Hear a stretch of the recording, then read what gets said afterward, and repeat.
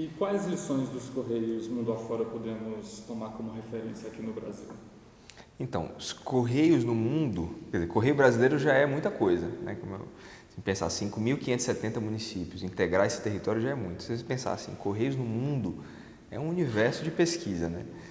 Então, no mundo a gente poderia dizer que existem muitas situações diferentes de Correio. Não dá para dizer, por exemplo, que o Brasil está atrasado ou adiantado na forma como é o nosso Correio. O nosso Correio é como a gente necessita que ele seja. Mas no mundo, a gente diria que a maior parte dos países tem um regime de monopólio. É a primeira lição que a gente pode tirar. O que é esse monopólio? Esse monopólio é quando uma empresa pública ela tem um serviço que só ela pode prestar em exclusividade, para que, por outro lado, ela tenha alguma margem de lucro para poder oferecer aquele serviço em todos os lugares. É o que acontece com o Correio Brasileiro.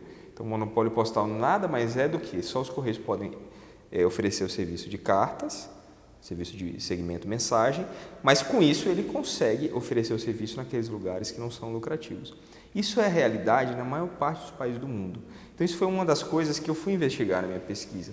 Estava interessado em saber se era verdade o argumento de que, a tese de que o Correio Brasileiro estaria, do ponto de vista normativo, atrasado. Essa lei do monopólio postal ela é uma lei da década de 1970. Só que quando a gente foi fazer mapas do regime normativo, a gente viu que o sistema de monopólio ele é a realidade na maior parte dos países do mundo. E não só isso, ele é a realidade na maior parte dos países semelhantes ao Brasil. Semelhantes em quê? Em tamanho da economia e em tamanho do território. Vou dar exemplos. Índia, África do Sul, México, Turquia, ou países inclusive mais robustos como a China, todos eles aplicam o sistema de monopólio postal. A livre concorrência é uma realidade na minoria dos países do mundo e especialmente em países da Europa Ocidental, Estados Unidos, Japão, seja, países com uma economia muito diferente e um território também.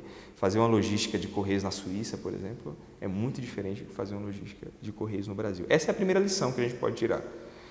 Uma segunda lição que a gente tira dos correios no mundo é que os países que são grandes economias e economias fortes protegem as suas empresas públicas de correios. Isso é muito interessante.